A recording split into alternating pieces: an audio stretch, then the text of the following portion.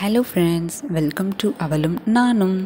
இன்றைக்கி நாம் சென்னாக்குனி கருவாடு வறுவல் எப்படி பண்ணுறதுன்னு பார்க்கலாம். ரொம்ப சிம்பிள், அதே சமயம் பயங்கர டேஸ்டியான ஒரு ரெசிபி.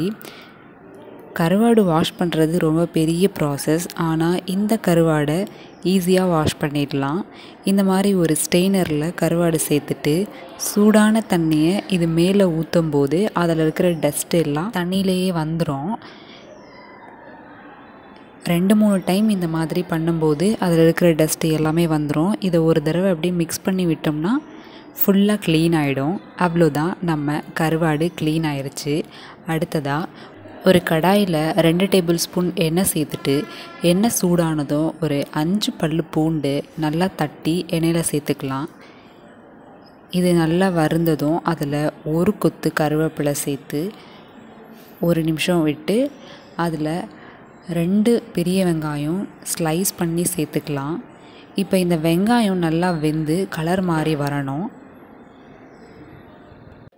ரொம்ப ப்ரௌனாக வரணும்னு இல்லை, இந்த அளவுக்கு கலர் மாறி வந்தாலே போதும். இப்போ இதில் நம்ம ஏற்கனவே க்ளீன் பண்ணி வச்ச கருவாடு சேர்த்துடலாம். இது கூட தேவையான மசாலா எல்லாம் சேர்த்துடலாம். சோம்பு 1 டேபிள் ஸ்பூன் எடுத்து அதை இடித்து சேர்த்துக்கிட்டு, chilli flakes 1 table spoon, 1-2 table spoon அளவு மிளகாய்த்தூள், கொஞ்சமாக உப்பு சேர்த்துக்கலாம். ஏன்னா கருவாடுலேயே உப்பு இருக்கும்.